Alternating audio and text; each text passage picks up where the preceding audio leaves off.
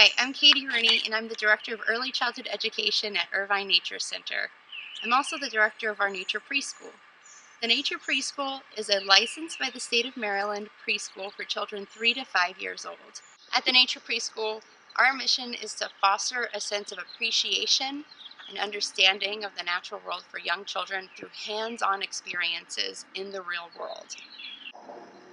We believe that through hands-on experiences with the natural world in all kinds of weather, both inside and outside, children will grow to become deeply connected with the world around them. The Nature Preschool is located in Owings Mills, Maryland, just a short drive off of 695 and 795 on Garrison Forest Road. If you're not familiar with the Baltimore City area, that's about a 20-minute drive or so from the Baltimore City limits. The Nature Preschool is part of the early childhood education programs offered by Irvine Nature Center. Irvine is a nonprofit nature center which is dedicated to connecting people of all ages to the natural world. Our campus offers 200 acres of natural land, including forests, meadows, streams, and wetlands to explore. What will I scoop up with? Your hand. You can make a little bowl with your hand. We have a variety of class schedules to meet your family's needs. You can choose from half-day or full-day preschool. Full-day classes all meet 9 to 2 p.m. 5 days a week, Monday, Wednesday, and Friday, or Tuesday and Thursday. Half-day classes meet from 9 a.m. to 12 p.m. and 1 to 4 p.m. Tuesday and Thursday. We also offer before care with your child's teachers and/or after care through our Fern Club. Fern Club is open till 6 p.m. every day the Nature Preschool is in session. All of our classes and the Fern Club spend as much time as possible outdoors. If you missed those specific times and days, don't worry, they're also available on our website. All of our classes max out at 15 students and always have 2 dedicated teachers to each group. That gives us a ratio of no more than 8 students to each teacher. Every year we partner with local universities, colleges, and high schools to provide hands-on learning experiences for those that are interested in pursuing a career in education, childcare, health and human services, or environmental sciences. In addition, we are incredibly fortunate that we have a few dedicated non-student volunteers that join us on our adventures every day and return to us each year. These volunteers and interns never replace the teachers in the classroom and are instead there to enrich the experiences of the students further and to offer a helping hand. They are never left alone with our students. Please note that if you are applying for the 2020-2021 school year, that these ratios may be even smaller as required by the state regulations during the current pandemic. We also may not be permitted to have any volunteers or student interns, depending on what those regulations say. To attend, children must be 3 to 5 years old and potty trained. We understand that there will be the occasional accident, but students should be able to regularly use the restroom independently. If you have questions or concerns about your child's ability to use the restroom and how that affects their eligibility, please reach out to us directly, as we are happy to help parents work towards that goal. All of our classes are mixed ages. We do this intentionally for a few different reasons. Having mixed ages more closely mimics the natural home environment for most children that have siblings. Also, since children all develop in different ways at different paces, what is considered typical development for a 3, 4, or 5-year-old is actually a wide continuum, and these continuums often overlap. A child that is 4 may have stronger language and cognitive skills that more closely mimics an older 5-year-old, but they're still working on their social-emotional interaction. When we mix the ages together, it helps guarantee that no matter what they are engaged in, this child will always have a peer on the same level with them for that activity. Moreover, children often learn best interacting with their peers rather than with adults like teachers. So our older and returning students end up taking on that role. They help model and teach younger children, and at the same time, that means they get to solidify their own learning and express their skills in new ways. At the Nature Preschool, we are inspired by the teaching philosophies of Reggio Emilia, Montessori, and play. As such, we really consider the environment a critical element that not only sets the tone, but in turn is a teacher, both indoors and out. So what do our spaces look like? Let's take a look.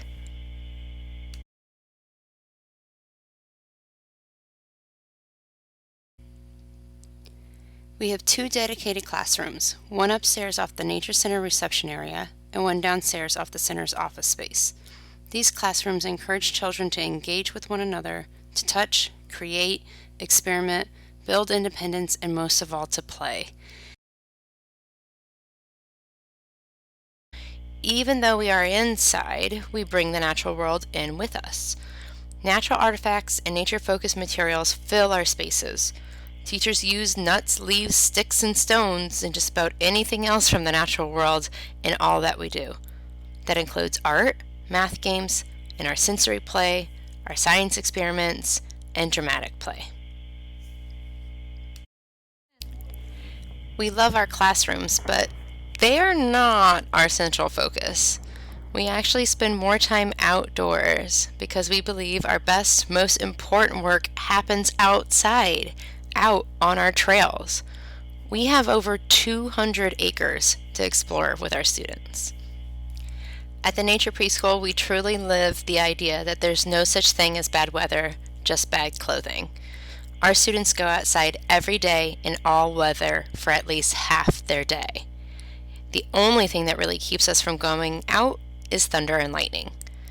This outdoor learning has never been more important as now amidst the current health concerns and as we recover from long periods of time being stuck at home. Therefore, we are in the midst of altering our daily routines and flow so that we can spend as much time outdoors as possible, barely going inside at all. There is so much to explore out there. Irvine's trails actually crisscross through several different types of habitats that we get to explore with our students. They start with our wooded forest areas, and these house Irvine's aviary, which include our raptors, and a woodland garden. In the woods, we get to study trees, we make animal homes and shelters for ourselves, we monitor the changing seasons, and we relish those sounds of each season.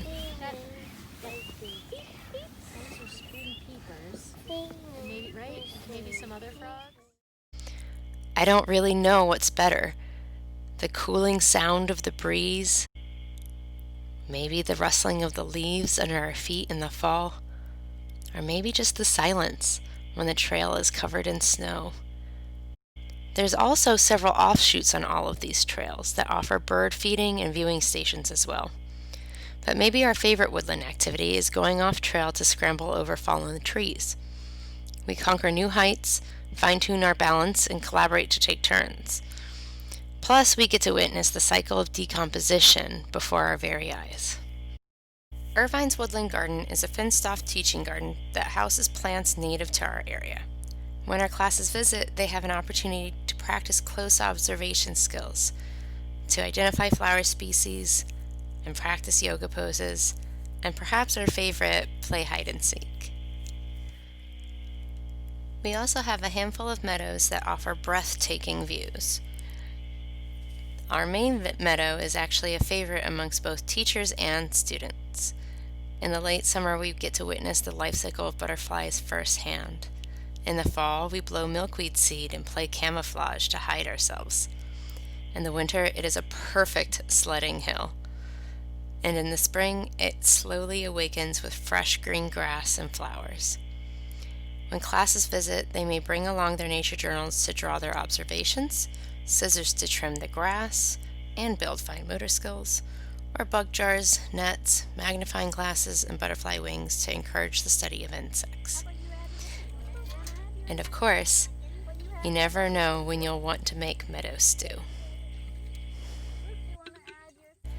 As amazing as our days are in the meadow, they actually pale in comparison to our days spent exploring the streams and wetlands at Irvine. We might seek out the shady area of the Headwaters Trail and look for macroinvertebrates, or imagine we are explorers of far-off wild places and try our hand at some early engineering and make a bridge.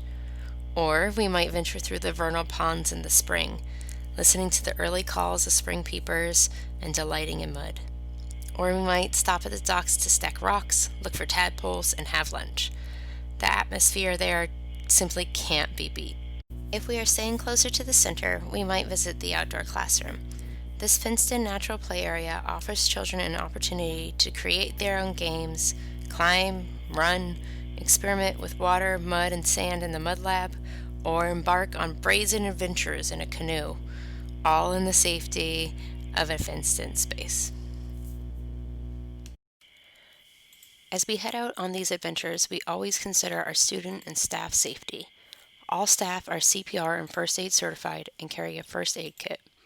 Each class has a designated radio, and teachers also carry their cell phones. The director, the Nature Center reception desk, and key staff have radios as well. This way we can stay in touch with staff in case of an emergency, a sudden weather event, or if a child needs to be picked up early. Staff closely monitor weather conditions and conduct regular risk assessments for activities that may contain hazards, such as tree climbing. However, we do not shy away from this adventurous play.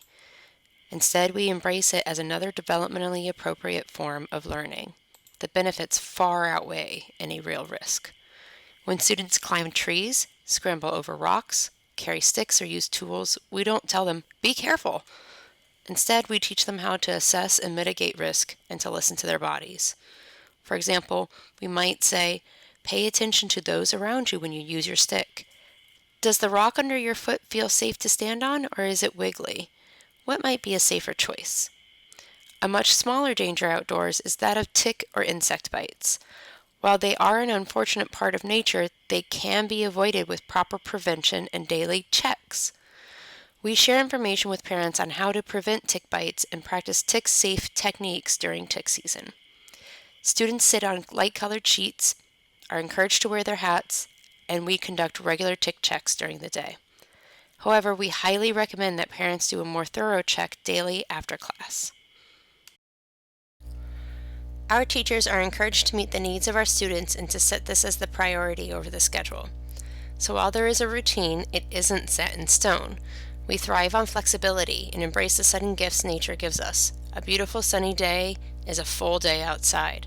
The earlier thunderstorm is an opportunity for late morning mud sculptures, and a new deer trail is a chance to veer off the well-taken planned path for some adventure. The general rhythm of our day is as follows: arrival, imagination stations, circle time, snack, outdoor time, and closing gathering. Full day classes have an extended outdoor time before lunch, rest time, and then a second outdoor time before dismissal. During arrival, students and families are welcomed at the door and put their things away in their cubbies. Everyone washes their hands and then signs in. Children use a rock with their name on it to sign in. Some students quickly start to realize which students aren't there yet, or maybe they're out, based on those name stones. Per CDC recommendations, the Nature Preschool is in the midst of creating an all-outdoor drop-off and pick-up procedure for the 2020-2021 school year. Drop-off will include a health screening to aid us in keeping students and staff as healthy as possible and limit the spread of the coronavirus.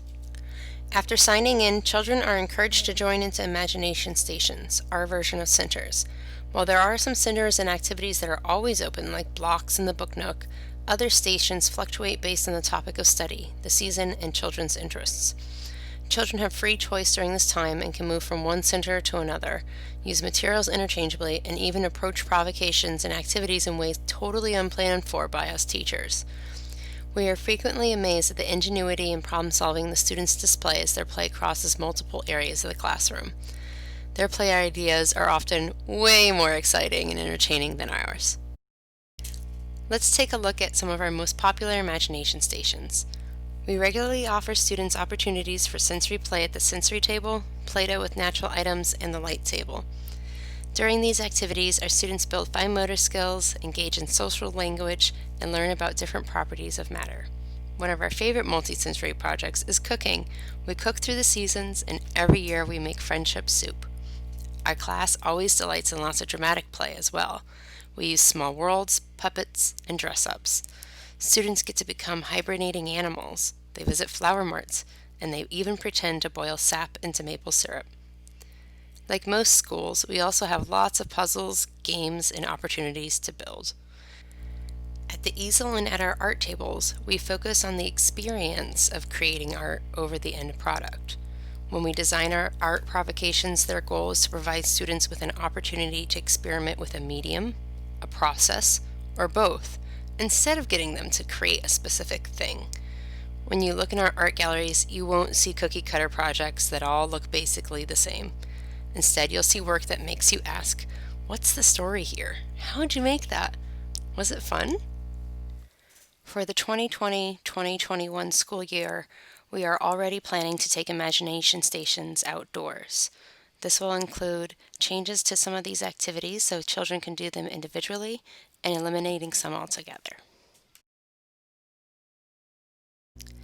After about 30 minutes to an hour, children then collaborate to clean up and transition into circle time, the most structured part of their day. While the circle is only about 15 minutes, that is still a huge change for young children. To help them ease into the more seated, focused work of circle, classes calm their bodies using yoga poses and deep breaths. Once everyone is seated, the circle follows a familiar routine in which a teacher guides the helper of the day in leading our morning song, checking the weather, and a very brief calendar activity. They then get into the main focus of the circle. We're incredibly fortunate that as part of the Nature Center, we have access to many different animal ambassadors. All of our teachers are trained in handling most of these animals, and they visit circle time occasionally, giving students an up-close and personal look. This helps them form a close relationship with those animals and their wild cousins. If we don't have an animal ambassador, we might play a game, sing songs, act out a life cycle of an animal or plant, hear a story, or conduct an experiment. After circle time, it is time for snack. Children take turns bringing in a snack to share with the whole class for a week. All snacks must be peanut-free, and we encourage nutritious options that provide a good source of protein and energy to help us on our hikes. This typically amounts to 3 or so turns a year for each family to bring in snack. If your child has a food allergy, please make sure to let us know. That way we can include the allergen on the do not bring list for each class. Now that we've had a snack, we use the restroom and gear up to go outside. We go out every day in all weather. That means the students need the appropriate gear to keep them comfortable and dry. We recommend bringing rain boots and rain suits every day, even on the sunny ones, because our students are puddle hounds. While all this fine motor work to get ready takes time, it helps children build up their self-help skills. Independence, here we come. As mentioned before, we spend as much time as possible outdoors. During our outdoor time, at least half of it is engaged in what we call wild nature play. That's child-directed play in nature in which they choose their own activities. Everything is fair game, from tree climbing and imaginative play complete with acorn money to mud exploration and natural sticks for small creepy crawlies. During this time, teachers are there to ensure safety, to facilitate social emotional skills, help problem solve, and expand any learning and observe.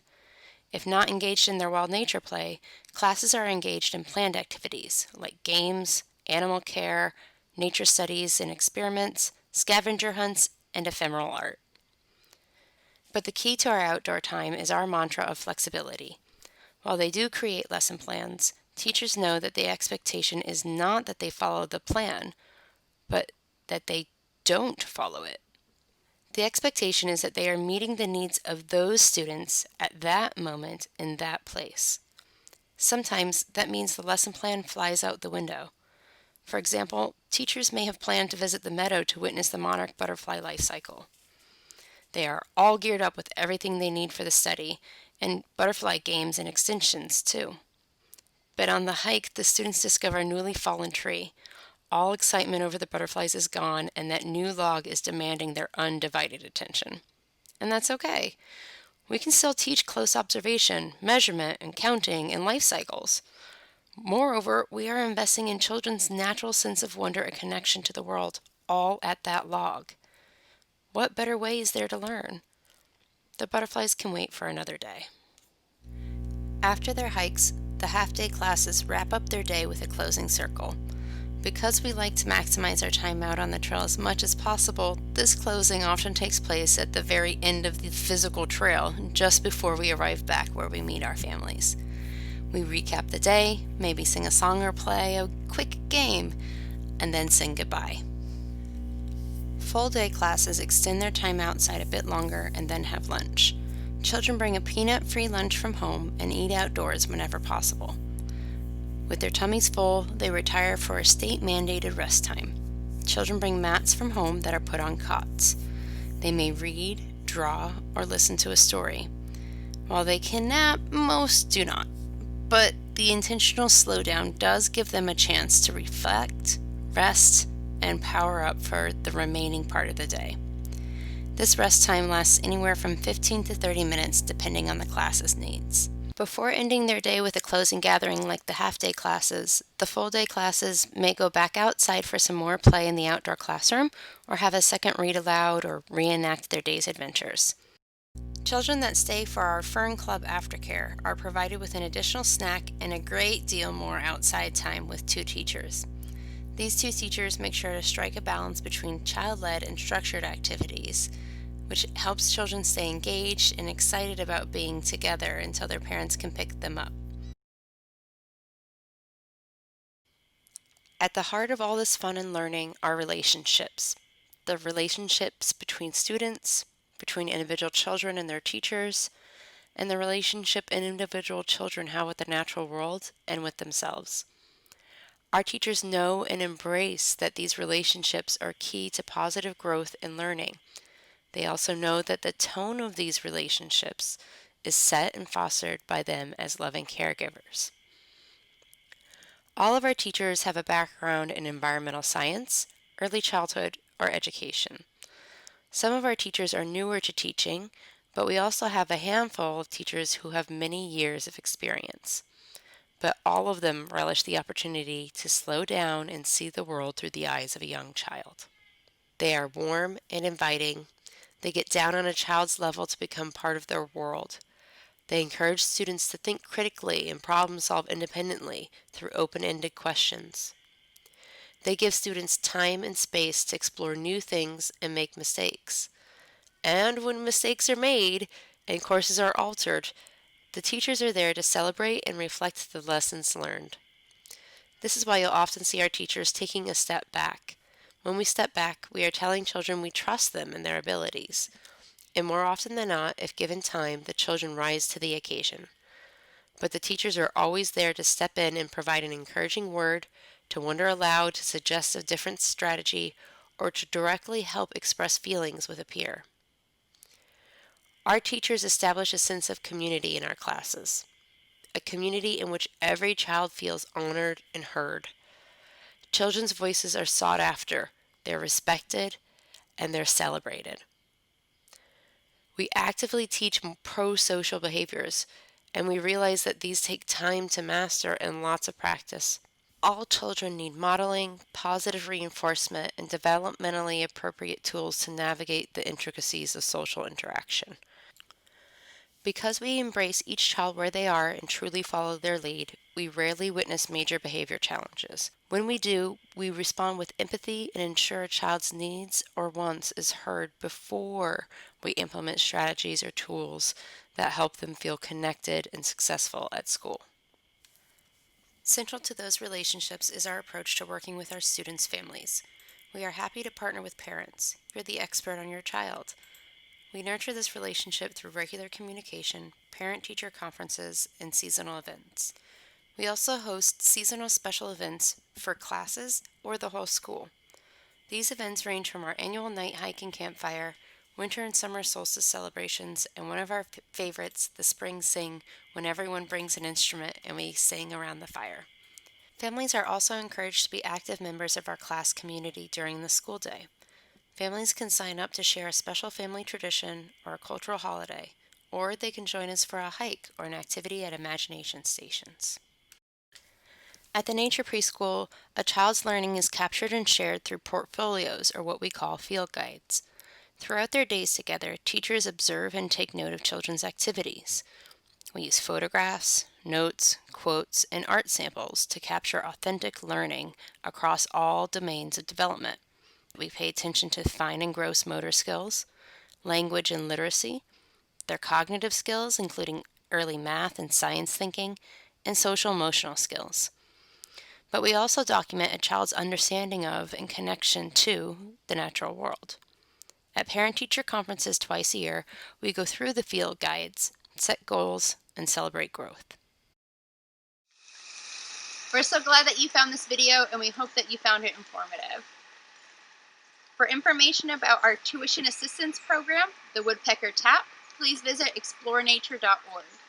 Or if you're ready to go ahead and submit an application for your child for this year or a future year, you can also find that application on that same website, explorenature.org.